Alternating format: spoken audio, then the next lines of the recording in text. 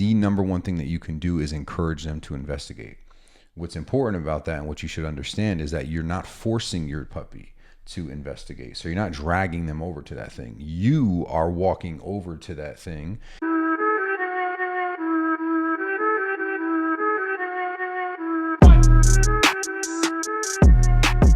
Welcome back, beautiful people. We are here with another episode of the Pack Leader Mentality Podcast. And we got a hot topic for you guys. Hi, guys. Today we are talking about puppy socialization. Boom. So this time of the year is really busy with new puppies. It seems like everybody gets a puppy for Christmas, which gifting puppies is not something that I'm a fan of. Side note, I don't like that at all. Ask me why. I do want to clarify that at any point, if you want to gift me a puppy, I will gladly take that puppy. Yeah, but I wouldn't do that. But I know why you're going to say that. But for everyone else, why would you not recommend gifting a puppy? No, I want to know why you think I would say that first. I think oftentimes people are just not necessarily ready for a puppy, don't want the puppy, don't know anything sometimes even about dogs. And so they're just put into the situation. Now they have to take care of a dog that they didn't want or know even how to. And it just creates a lot of problems. Yeah, I agree. I think gifting a puppy to somebody who wasn't expecting it is quite the burden. Yeah. You know, it's like, it sounds like a great thing. Like if I gifted you a car, that sounds amazing, right? But if I'm like, oh, by the way, it's like $400 a month for the payment and your insurance. And by the way, you got to get regular checkups and maintain the car. And, oh, you don't really know how to drive a car yet? Well, you should probably go learn, you know? So it's like this burden. And again, it sounds good and it sounds fun. And it's with a puppy, it's very, what's the word? Cute. There's a lot of like emotion involved with it. Yeah. But I think that I don't think it's the best thing. If you've been saying like, hey, I really want a dog, and you've been doing research and you're ready for the responsibility, it's a whole different ball game. You know, mentally, financially, and all that stuff. You have time, etc.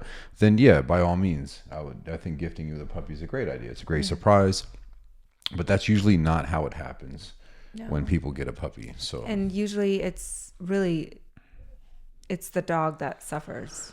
Yeah, agreed. Unfortunately. So that was a side note, by the way. That's not what we were talking off topic. But since it is puppy season and you may have been gifted with a puppy, I want to talk about the importance of puppy socialization because it's very important. So, pop quiz. What is the most crucial age for a puppy to begin socialization? It's 8 to 16 weeks. Bam. Did you know I was going to ask you that? I did. Yeah.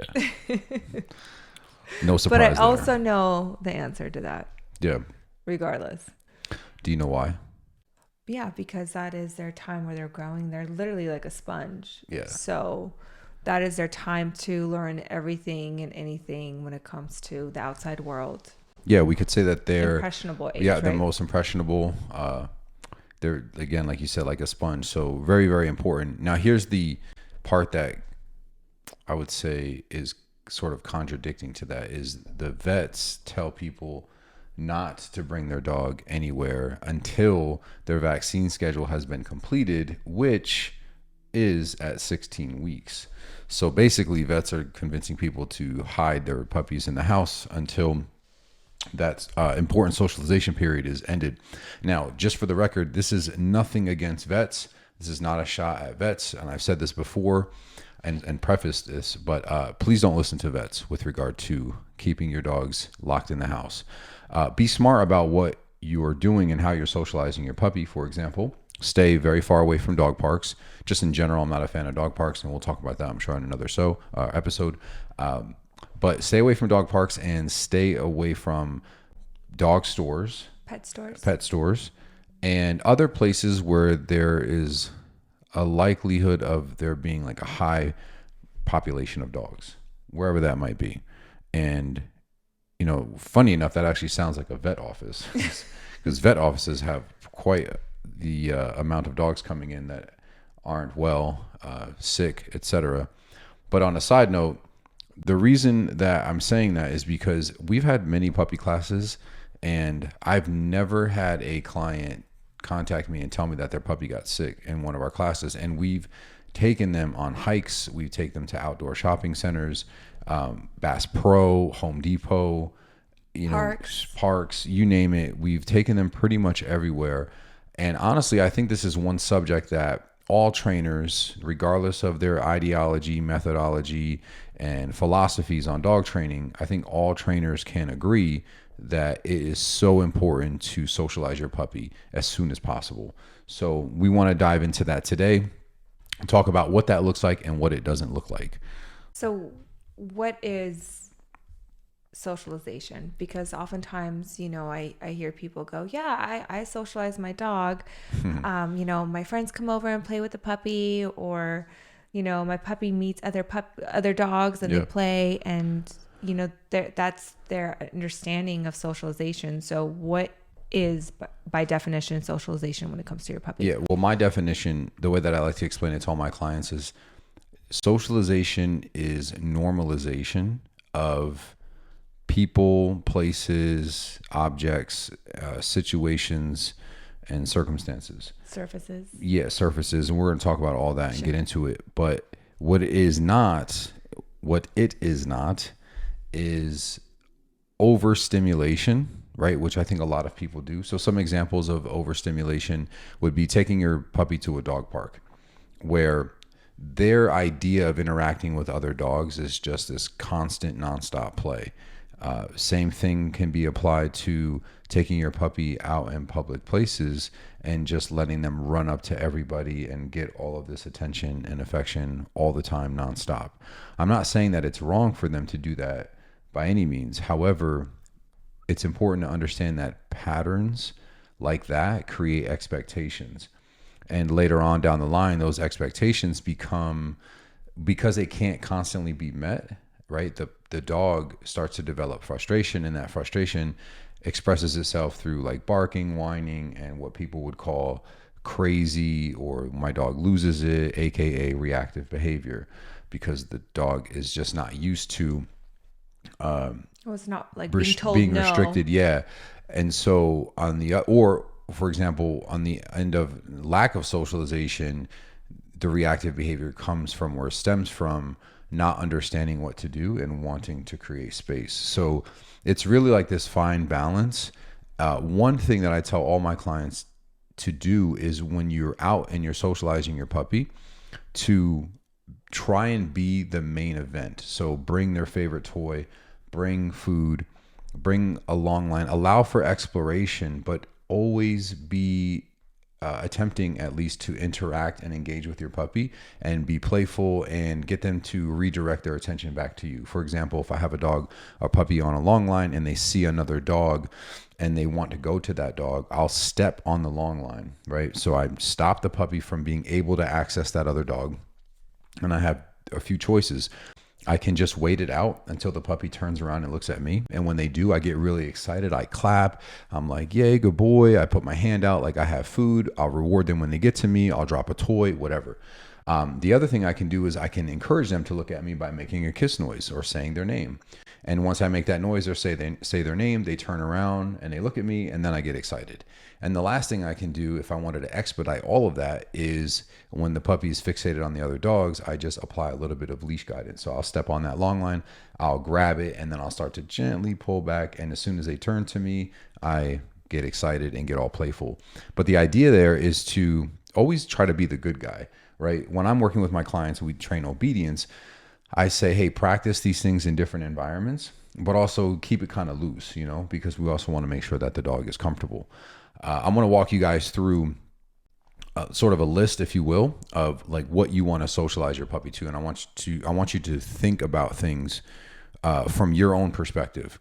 Just to give you an example of a couple of situations that I ran into in my career with some dogs that were not, I wouldn't say, let me rephrase that. It's not that they were not properly socialized. It's that there were these little quirks that indicated that the socialization wasn't applied with these scenarios. So one, for example, I was working with a client out in front of Bass Pro Shops here in Vegas, and she had two Saint Bernards. An older gentleman walked by, and the dogs kind of lost it. They started barking at him. She was very embarrassed. She didn't know what happened. And once the dog settled, she was like, "Oh my God, I don't know what happened. They've never done that before." I said, "It's okay. I know exactly what happened."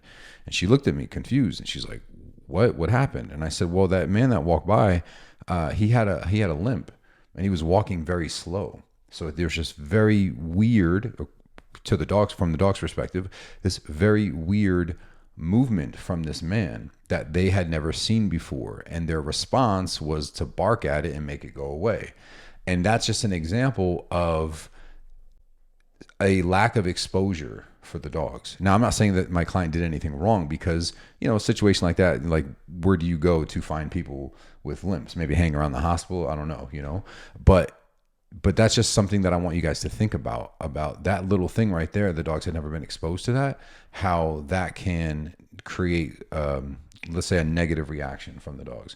Another example is, here in Vegas, in some of the communities, there are metal grates on the sidewalk that house like water lines or utility lines and things like that. So when you step on them, they kind of make this little noise. And plus, it's a different sensation for the dogs because the sidewalk is concrete, and then you have these diamond plated metal grates.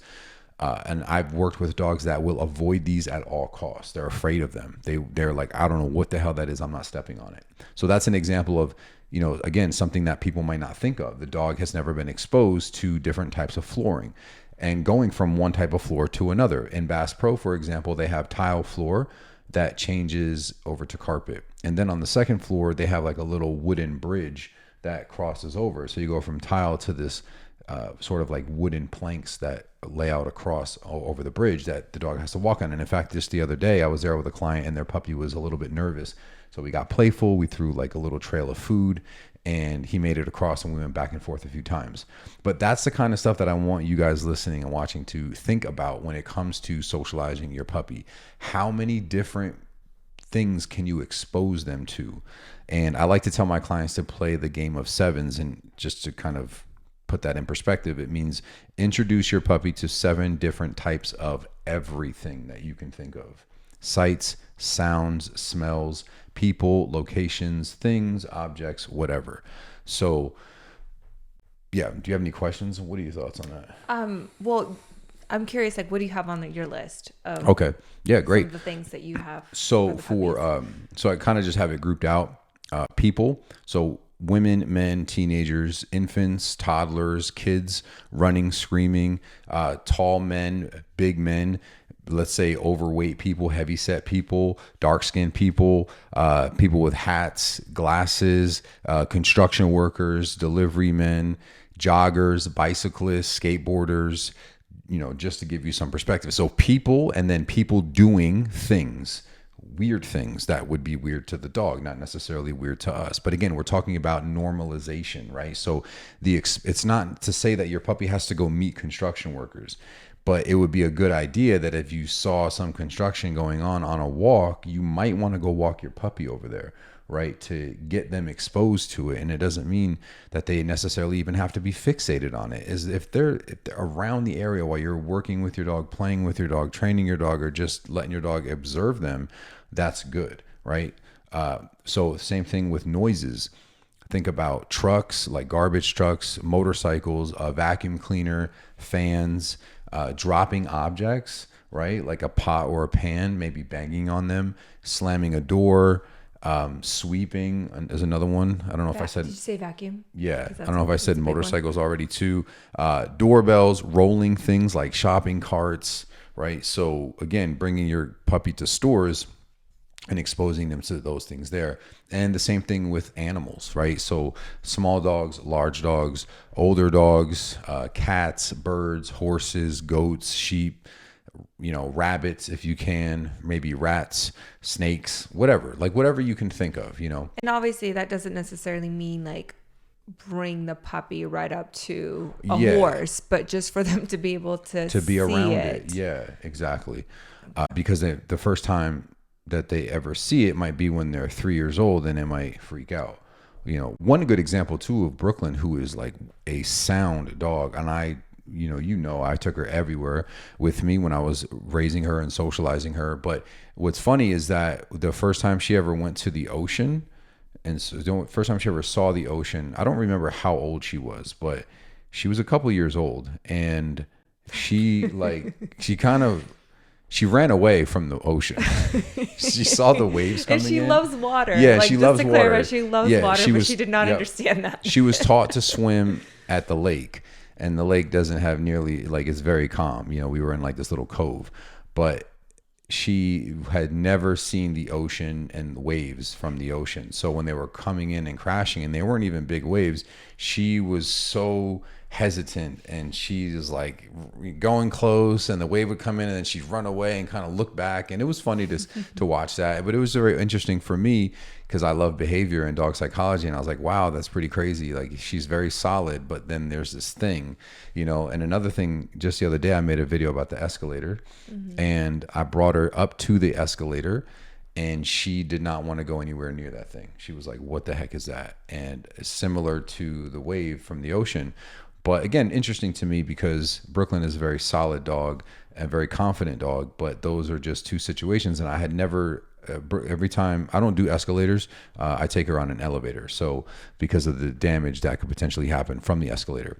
But because of that, she had never walked up to one. I've never had her do that. So it was kind of weird for her. But again, just to give you guys some more perspective on what you should be thinking about when you're socializing your puppies. But a couple more things from the list here with regard to environment. We have the vet offices, parks, houses, elevators, car rides, beach, stairs, stores, playgrounds, crowds, wood floors, tile floors, carpet, gravel, puddles, and then again, those grates on the sidewalks and other weird objects that you can think of. With regard to handling, this is another sort of side note that people don't really think about. You really want to get your dog used to being touched and handled a lot because they're probably going to need to be groomed. They're probably going to need to be checked by the vet. So you want to make sure that they're used to that and they're not defensive, so you can make it fun for them while you're touching them all over. Generally, I say do that with food or even during play, but cleaning their ears, cleaning their eyes, touching their paws, clipping their nails, brushing them, bathing them, wearing a collar, wearing a leash, putting it on, taking it off, checking their teeth, brushing their teeth, wearing a harness if you want to put your dog on a harness, being bandaged, being restrained, being picked up. These are all things that you should think about, especially if you have a small dog, for example, and you live in a colder climate. You'd want to get them used to wearing clothes really early on. Yeah. So again, just some perspective for everybody listening. There's a few other things that I want to touch on. Did you want to add anything to that? Well, I was going to ask you if you're working with a puppy that, in certain situations you walk by the construction zone and the puppy's like totally fine. Mm-hmm. Now there's a kid going by on a skateboard, or maybe a lady with a stroller, and the puppy's not comfortable. So when you talk about socialization in those particular situations, like how would you handle that to let the puppy, show the puppy that it's okay? Or because I know that like the wrong thing to do would be like to say to the dog, oh, it's okay. It's okay. Don't worry. So how would you walk them through that process? Sure. Well, if possible, I would have the puppy meet or investigate whatever the object or the situation is. So if it's a person, I would generally ask that person if they wouldn't mind if I brought my puppy up to them. So here's the thing. If your dog is expressing any type of fear reaction towards anything, the number one thing that you can do is encourage them to investigate. What's important about that and what you should understand is that you're not forcing your puppy to investigate. So you're not dragging them over to that thing. You are walking over to that thing and potentially squatting down and encouraging your puppy to come and check it out. I would even put like a little trail of food, as well as just some encouraging, like, come on, buddy, come on, check it out, right? And like tapping the floor, for example.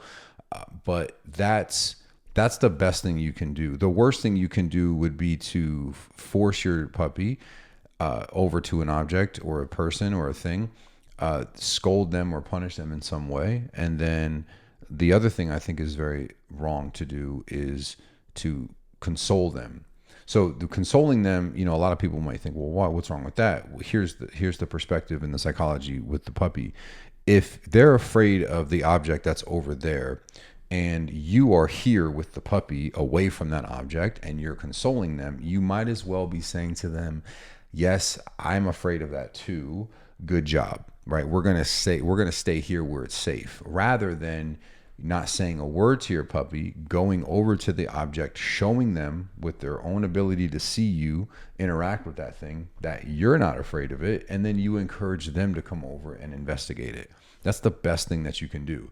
And I would say the same thing with barking with young puppies. I would say literally 99% of young puppies that are barking at things are barking at them because they don't understand them, and they're just trying to make it go away. Some dogs are naturally, defensive and driven in that sense, where they're protective. But honestly, even at a young age, I would still encourage the dog to investigate something. I would be very surprised if someone contacted me and said my 3-month-old puppy attacked something. Like, that's just very, very unlikely to happen. So most of the time it's going to be fear. And unless I have very definitive proof otherwise, that is my assumption with a young puppy. So handling them correctly is really, really important, a part of the socialization process, because there's going to be things that throw them off and they don't know how to respond to. So you have to walk the puppy through that. And whenever I work with clients and we go out in public places, one of the biggest rules that I have when we're in a new location is don't implement any solid like obedience. Meaning, if your puppy does a solid sit stay at home, don't necessarily expect them to do that out in public, for two reasons. One, because you're starting to work on the generalization process, which is teaching the puppy that those commands apply in different locations. But more importantly is that if they're in a new location and they are nervous or afraid or timid or insecure for any reason, and you're forcing obedience, you are making it worse for them.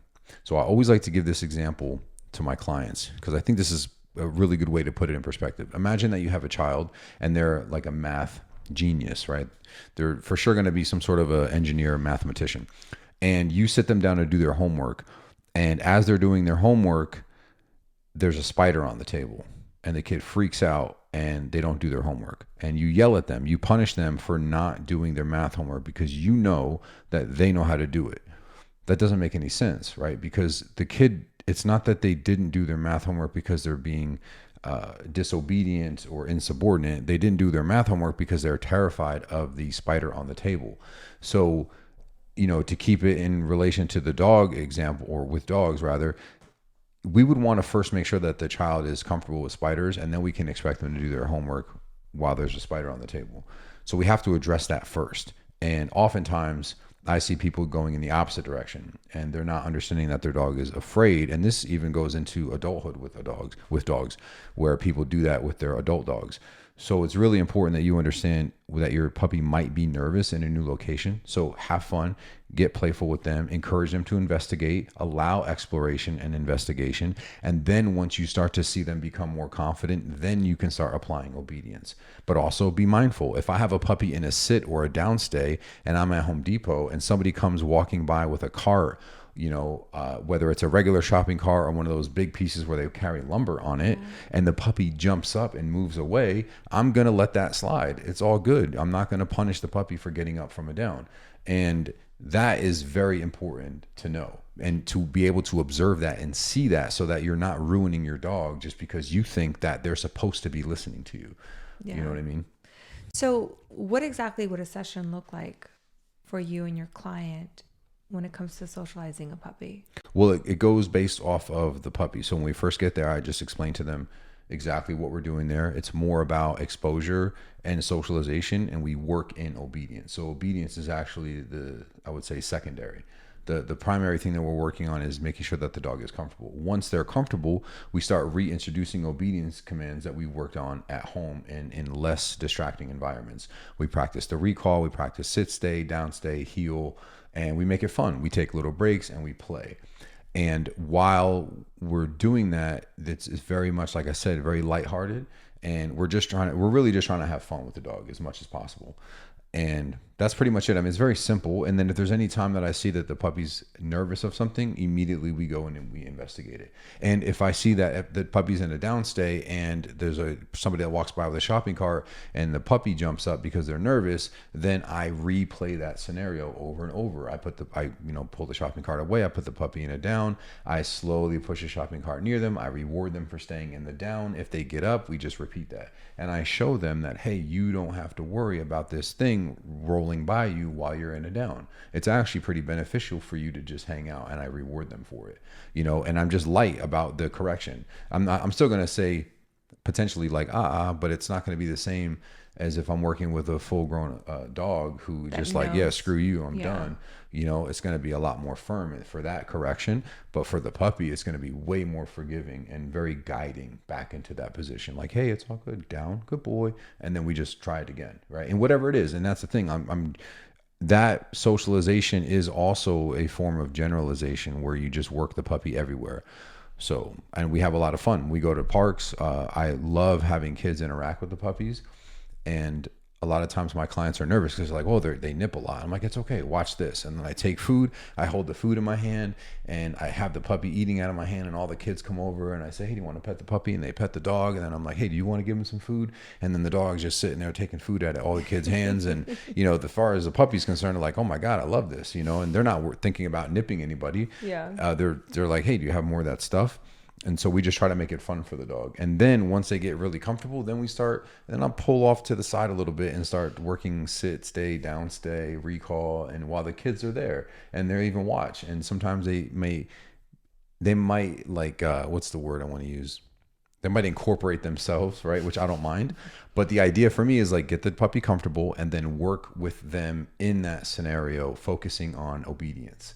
Because I'm the main event, right? And when I say I take the place of the client, for example, to give them the demo so they can see what I'm doing so that they can do the same thing. So, Side note, I think it's actually really cute to see that we had a client, we were working at Home Depot, and it was a Doberman, and I think it was a girl or a boy. I don't remember. The girl, the son or the... No, it was a puppy. Yeah. Anyways, it was a Doberman puppy. Yeah. And she was nervous of like the stacks of, what was it? It was like cement. Stacks of something. And she was nervous about it. So we were encouraging her to go over there. And then when she finally went over there, like hopped up on it and then came back down, the face that they make, the expression they make of like, you could see how proud she was to face and conquer her fear. And it's the cutest thing. So if you guys are working with your puppies, I can't wait for you guys to experience that and see that in your puppy's face, because it's the cutest thing. Like they're so proud of like, it's great. I did it. Well, one of the things I do too with puppies and my clients is when we go to a children's playground, I encourage the puppies to climb up the stairs and then go down the slide. And the first couple of times that I bring them down the slide, I literally grab them and then hold them and slide them down the slide while holding them. And then I grab them and kind of push them or pull them down the slide and then let go and let them finish. But every time they hit the bottom of the slide, I'm like, yay. And then I clap and then I give them food. And then I bring them up again and I'll go down, right? So they see me go down, and then I turn around and I encourage them, and then I drop food down the slide. And like, it's the same response nearly every time with every puppy I do this with. There's a lot of hesitation. There's a lot of like big eyes and oh, hell no. Right. And then after a couple of repetitions of implementing that and guiding them and then doing it and then encouraging them, they're literally sliding down the slide on their own. And that's, to me, another good example of socialization, building confidence in situations and in locations that you want your puppy to thrive. If it's at Home Depot, I'm like, hey, let's climb on a bunch of stuff. I throw food inside the little cubby areas where there's like, underneath something or whatever the case is. And the puppies goes in there and it's like dark in there, or just different, again, pushing those little boundaries to help them become more comfortable. More confident dogs. Yeah, exactly. It's great. I love it. A couple other things I want to mention with regard to this is how to think about too how you want to socialize your puppy for the lifestyle that you're going to live. If you're going to travel a lot, you should really start taking your puppy with you immediately. If you like to be outdoors, start taking them on hikes immediately. Another thing too to keep in mind is that I recommend to my clients bringing their puppy to a friend's house, right? A couple of different friends, and get the puppy used to being in different homes. And this actually helps later on in the event that you ever had to move. You wouldn't have to deal with some of the difficulties that come with moving with a dog, because a dog that's never really been outside of their house and they move, it can be pretty traumatizing to them. I've seen clients whose dogs completely change after they've moved. And this is something that can easily be avoided by getting the dog acclimated and used to traveling and being in different houses. We did that a lot with Brooklyn. We always went to different friends' houses. I took my dog everywhere. And as soon as we could, we were traveling with her, staying in hotels with her, Hiking with her. hiking, camping with her. Yeah. And again, she can stay anywhere with no issues whatsoever. Another thing to think about too is, what are you prepping your dog for their life? So are you trying to have a protection dog? If that's the case, maybe you don't want your dog to be so friendly with strangers, right? Don't want to necessarily promote aggression, but you want to keep some degree of wariness with people. So that's important too. If that's your goal, to have a protection dog, then it's probably not a good idea to have them meeting everybody when you're out in public. On the other end of that, if you're having a therapy dog, you probably want that puppy to meet a lot of people and to have a lot of fun, positive experiences with people. And then again, if you have a service dog, you want your dog to be comfortable around people, but not necessarily overly friendly with people. Because if you have a service dog, that dog needs to be able to pay attention to you And not everybody and else. not everybody else. Versus a therapy dog is interested in other people, and that's part of their job, right? To interact a lot with people that they don't know and to be comfortable with strangers, touching them all over and hugging them and things like that. So those are things that you should start working on as soon as possible. And keep that in mind too. Like, if that's your goal, get on that now, because I have people that reach out to me and they're like, "Oh yeah, my dog's 3 and we're thinking about making him a service dog." And I'm like, "Well, what was the socialization like?" And like, "Well, not much. He was a COVID puppy." And I'm like, I mean, I don't know. What's he look like outside? And they're like, "Oh, he's kind of nervous." And I say, it's not to say that it's impossible, but man, you're really starting from like a -10. Yeah. You know what I mean? You have to make up for all the Yeah. bad experiences that have been. And it's possible, but the truth is like, why would you want to start that way? You know, Yeah.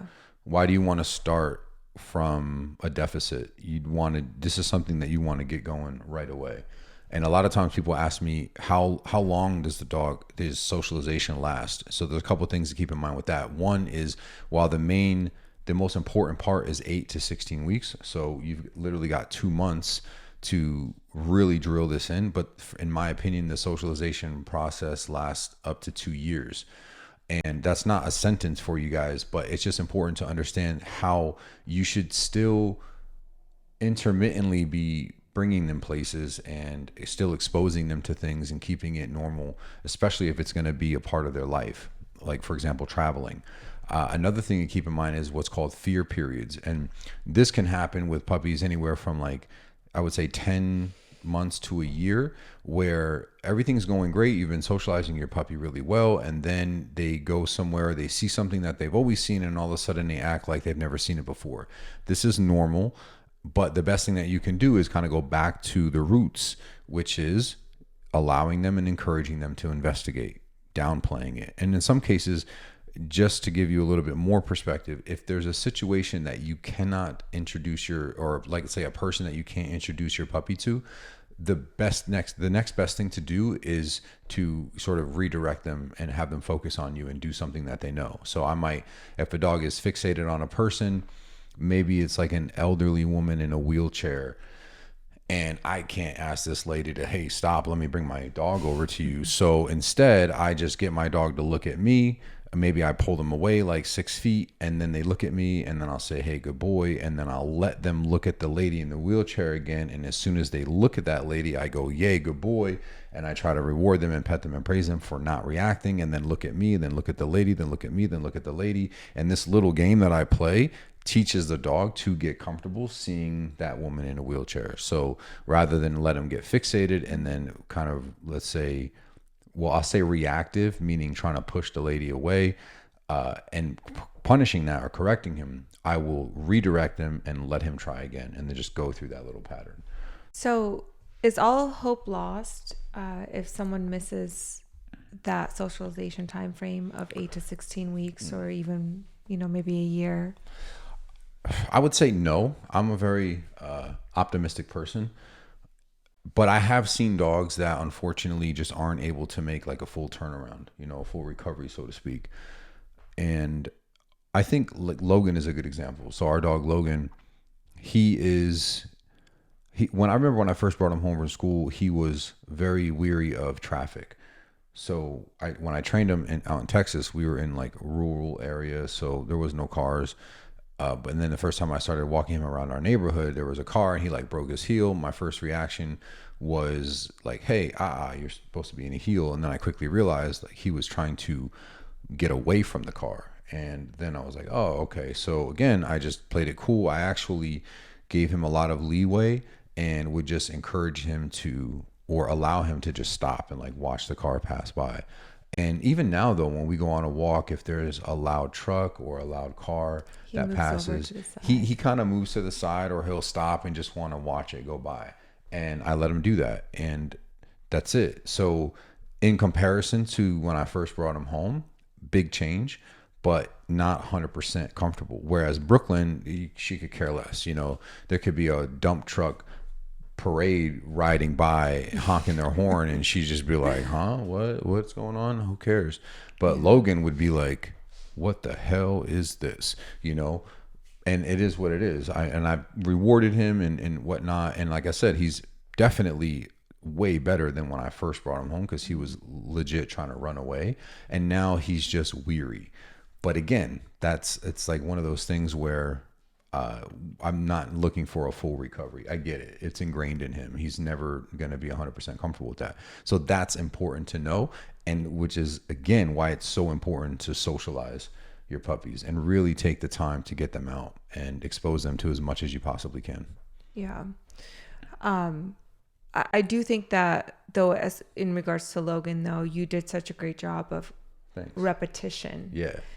Because aside from a loud car or traffic, there's other things that he's been afraid of. Yeah. And it's that constant repetition of exposure to those things. Hiking was like one of those things. He was nervous to climb on rocks. Yeah. That. And now he is our little like Billy Goat. Oh yeah. It's hilarious. Running around everywhere on his own. So. Yeah. And I would say with regard to that, that's a situation where he's kind of made a complete recovery, let's say. Yeah, I would say so. He's very comfortable. Yeah.